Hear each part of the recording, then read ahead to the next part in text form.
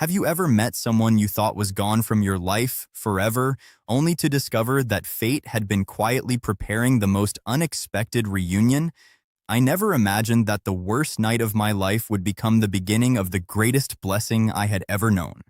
One careless moment on a rain-soaked highway left me lying in the emergency room, frightened, exhausted, and unsure if everything I had built was about to disappear. But among the bright hospital lights and hurried footsteps, one familiar pair of eyes stopped me cold. Then, as she gently checked my pulse, she leaned close enough that only I could hear her whisper, "Do you remember me?" In that instant, 20 years disappeared as if they had never existed. Before we continue, if you believe in kindness, second chances, and the incredible ways life brings people back together, please take a moment to like this video. Share it with someone who needs hope today. Leave a comment telling us where you're watching from, and subscribe to the channel so you never miss another heartwarming story. My name is Nathan Carter, and this happened in Portland, Oregon. Looking back now, I realize life rarely follows the plans we make when we're 17 years old. In high school, I believed I had everything figured out. I played baseball, earned decent grades, and secretly admired one girl from across the classroom every single day. Her name was Grace Mitchell. She wasn't the loudest or the most popular student, but she had a quiet kindness that seemed to brighten every room she entered. She volunteered at the library after school, tutored struggling students, and somehow remembered everyone's birthday. Whenever she smiled, the entire hallway seemed warmer. The problem was that I never had the courage to tell her how I felt. Every afternoon, I rehearsed conversations in my head, imagining how I would finally ask her to the senior dance. Yet every time I saw her, the words disappeared. Graduation arrived faster than I expected. We shook hands during the ceremony, wished each other luck, and promised to stay in touch like so many classmates do. Then life happened. She left for college on the East Coast to study nursing, while I stayed in Oregon to help my father expand the family's construction business. Years passed. Social media came and went. Accounts disappeared, and eventually Grace became one of those beautiful memories tucked away in the corners of my heart. Life wasn't unkind to me, but it wasn't easy either. My father became sick only a few years after retirement, and I spent countless days balancing work with caring for him.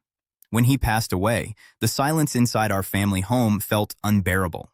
I buried myself in work because it was easier than facing grief. I hired more employees, accepted bigger projects, and convinced myself that success could somehow replace happiness. Friends encouraged me to date again after a brief relationship ended, but my heart never fully invested. Something always felt missing, though I couldn't explain what. On one cold November evening, after inspecting a construction site outside the city, heavy rain began falling harder than I had ever seen. The roads shimmered beneath the streetlights, and visibility dropped to almost nothing. I remember gripping the steering wheel tightly, telling myself I was only 15 minutes from home. Then a truck ahead suddenly swerved to avoid debris lying across the highway. I reacted too late. My tires lost traction, my pickup spun across 2 lanes, and everything exploded into noise, shattered glass, and darkness. When I opened my eyes again, the world smelled of disinfectant and sounded like machines softly beeping around me. My shoulder burned with pain, and my head felt unbelievably heavy. Nurses moved quickly between patients while doctors discussed injuries in calm voices. I struggled to understand where I was until someone gently adjusted my blanket and asked me to stay still. The woman wore blue scrubs beneath a white medical coat. Her dark brown hair was neatly tied back, and a small silver cross rested around her neck. She studied the chart at the foot of my bed before looking directly into my eyes. At first, I thought the pain medication was making me imagine things. Then she smiled. Not the polite smile of a medical professional, but the warm, familiar smile that had once brightened my high school mornings. My heart nearly stopped before she even spoke. She leaned closer while checking the monitor beside me and whispered softly, "Nathan, do you remember me?"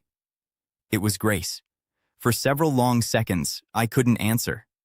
My mind struggled to connect the confident emergency room physician standing before me with the shy teenage girl who used to carry stacks of library books through our school hallways.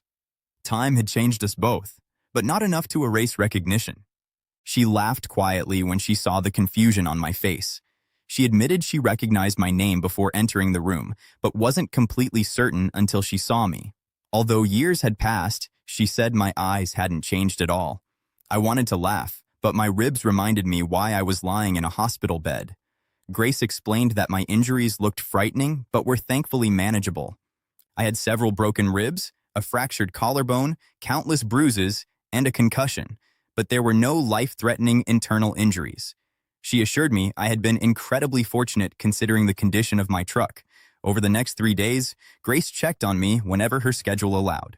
Sometimes she discussed medications and recovery plans, but other times we simply talked about life. Those conversations felt strangely natural, as though the missing 20 years had quietly disappeared between us. She told me she had always dreamed of becoming a doctor after volunteering with children in a hospital during college. The journey had been difficult. She worked night shifts, survived endless examinations, and often questioned whether she was strong enough to continue. But every patient reminded her why she had chosen medicine. I shared stories about running the construction company, caring for my father, and learning that success meant very little without people to celebrate it with. She listened without interrupting, just as she had listened to classmates years before. That same kindness had never left her. One afternoon, she admitted something that caught me completely off guard. During our senior year, she had secretly hoped I would ask her to the dance. She had noticed the way I looked at her across the classroom and often wondered why I never said anything. Hearing those words felt almost unbelievable. All those years, I had assumed my feelings existed only in silence, while she had quietly been waiting for the same courage I never found. We laughed about how two nervous teenagers had allowed fear to steal a chance that might have changed everything. Yet neither of us felt bitter. Life had taken us on separate journeys because perhaps we both needed to become different people before meeting again. After I was discharged, Grace insisted I attend every follow-up appointment exactly as instructed. She joked that construction workers were the most stubborn patients she had ever treated. I argued that doctors worried too much. She answered by handing me another printed list of recovery instructions and reminding me that healing required patience. Weeks turned into months. Our conversations continued outside the hospital. We met for coffee after my physical therapy sessions. We walked through quiet parks once my shoulder healed. We visited bookstores because Grace still loved reading as much as she had in high school. I found myself looking forward to every moment we spent together. One snowy afternoon, we returned to our old high school during a community charity event. The baseball field looked smaller than I remembered, and the hallways somehow seemed narrower.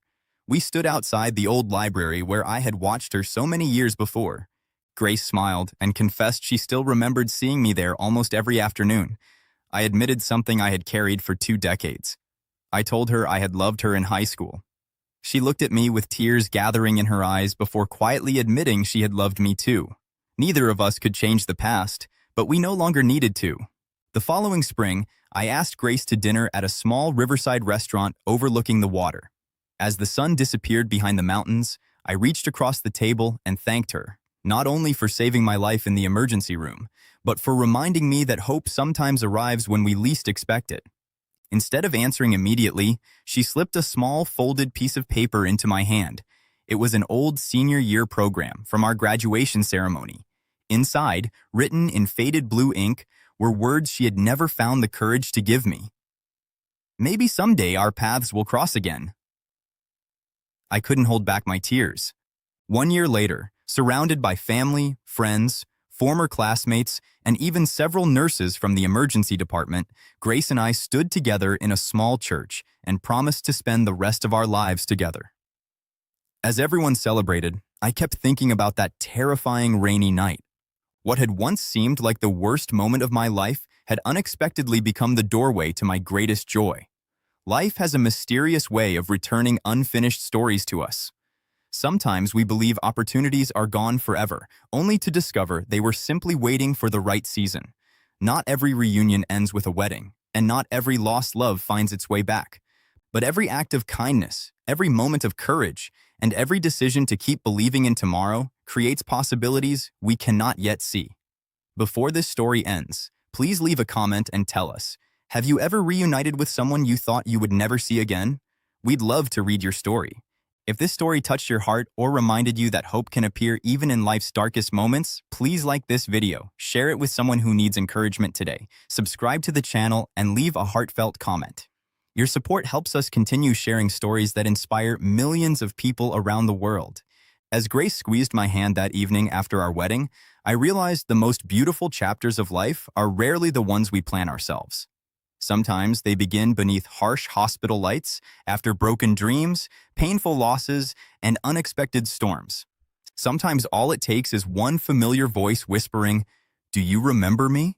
to remind us that love, faith, and second chances never truly disappear. They simply wait patiently until our hearts are finally ready to recognize them.